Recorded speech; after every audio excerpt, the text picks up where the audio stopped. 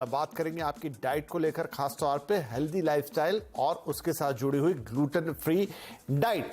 Gluten free diet, gluten, गेहूं, इनको लेकर इन दिनों काफी बातचीत होती है। अलग अलग रिपोर्ट्स आती हैं, अलग अलग एक्सपर्ट्स की अलग अलग राय है।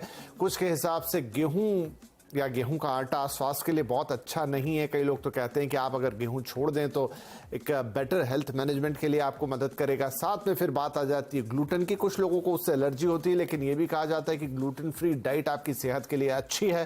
तो गेहूं, ग्लूटेन, इन सब का आपस में कलेक्शन, और क्या गेहूं वाकई में इतना बदल चुका है कि वो हमारे स्वास्थ्य के लिए अब इतना हानिकारक हो गया है, ये सारी बातें आज हम करेंगे। और वाकई में अगर क्या गेहूं को अपनी डाइट से हटा दें या कम कर दें तो उसके कोई सीधे सीधे फायदे भी हैं।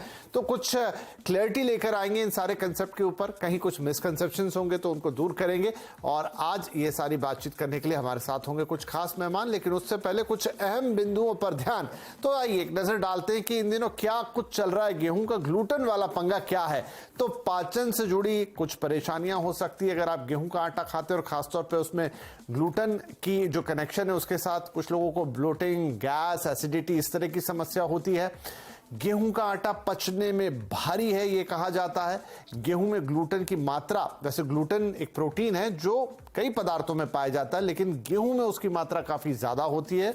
और गेहूं का ग्लाइसेमिक इंडेक्स भी ज्यादा है, मतलब गेहूं के अंदर जो शुगर है वो बहुत जल्दी से आपके ब्लड में राइज करती है। तो ये भी कोई बहुत अच्छी बात नहीं है। तो ये सारी चीजें गेहूं के साथ जुड़ी हुई है। तो आइए, गेहूं एक ऐसी चीज जिसको बचपन से तो हम बहुत सारे जो उत्तर भारतीय लोग हैं उनकी तो स्टेपल डाइट है भाई, रोटी, और वो तो गेहूं की बनी होती है। तो अधिकांश भारतीयों के लिए तो उनके भोजन का प्रमुख अंग है। लेकिन क्या ये गेहूं अब बदल गया है या फिर इसका ग्लूटेन कनेक्शन आपके लिए सही नहीं है? इस पर बातचीत। हमारे साथ जुड़ रहे हैं कुछ खास मेहमान। इंद्रप्रस्थ अपोलो हॉस्पिटल की senior consultant doctor Richa Chaturvedi, nutritionist and weight management researcher doctor Pratyaksha Bhardwaj, और HIMS हॉस्पिटल के फाउंडर आचार्य मनीषा। आप सभी का बहुत बहुत स्वागत है। तो मैं शुरुआत करता हूं मैडम आपसे।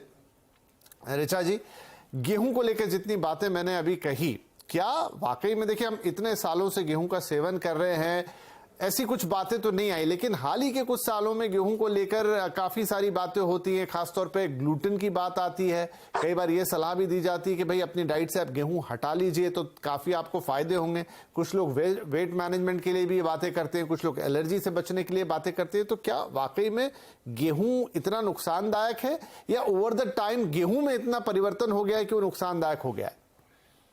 So generally when we talk about diet की जब हम बात करते हैं तो जनरली जो वाइट चीजें हैं जैसे मैदा हो गया, सॉल्ट हो गया, इनको हम बोलते हैं इनको अवॉइड करना है।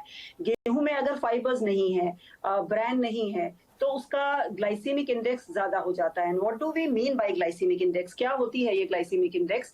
सो basically it's a kind of rating of carbohydrates. जिसकी ग्लाइसेमिक इंडेक्स ज्यादा होगी, इसका मतलब है उससे शुगर जल्दी बढ़ रहा है। एक जैसे हम ग्लूकोज की ग्लाइसेमिक इंडेक्स को एक स्टैंडर्ड मान देते हैं कि 100 है, ग्लूकोज के बाद तो ग्लूकोज बढ़ेगा ही, स्पेशली आवर्स 50 ग्राम ग्लूकोज के बाद कितना बढ़ रहा है उसको हम स्टैंडर्ड मान लेते हैं कि ये 100 है, और बाकी का कैसा रह रहा है। तो अगर आपके खाने में फाइबर्स कम है तो वो आइटम बड़ी जल्दी एब्जॉर्ब हो जाएगा, जल्दी स्पाइक आ जाएगी शुगर की, उससे जल्दी शुगर बढ़ जाएगा।